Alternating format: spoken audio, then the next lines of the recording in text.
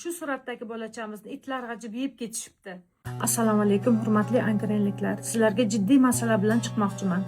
Kecha 8 yoshli bolachamizni 6-4 dahasida itlar g'ajib yeb ketishibdi. Inson qadri qayerda qoldi, o'rtoqlar? Asabiylashyapman, to'g'risi bor. Shunaqa onasi yig'lab menga murojaat qildi. Bekobodga olib ketishibdi kecha bolachani, rasmi, videosi bormi desam ololmadim. Daji tanimaysiz deyapti, o'rtoqlar. Nima ahvol? Qaysi zamonda yashayapmiz? Televizor orqasidamiz. Bugun bo'lgan holat, maktabdan qaytayotgan bir bolachani itlar tishlab nima qilib o'ldiribdi. Mana shunaqa itlar.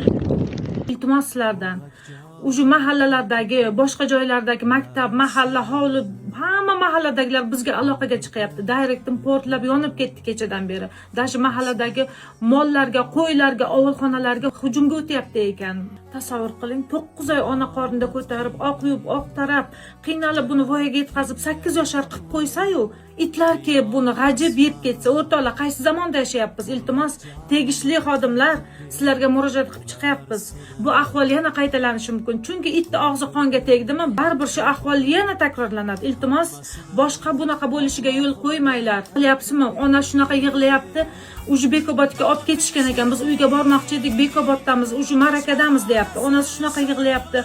Otasi kela olmagan, Rossiyada ekan, o'rtoqlar. Iltimos, yosh bolasi bor, bolali ayollarga bolangizni yolg'iz qo'ymang, maktabga, bog'chaga yolg'iz jo'natmang. Bunaqa gala-gala itlar ko'rsangiz, tegishli joylarga murojaat qiling, mahallaga murojaat qiling. Bu temamiz hali yopilmadi. Bu temani hali yana olib chiqamiz. Shunaqa ko'p joylarda, maktablarda menga aloqaga chiqishyapti. Iltimos, siz shuni olib chiqib bering. Bo'lmasa biz Toshkentga, tepaga chiqamiz deyapti.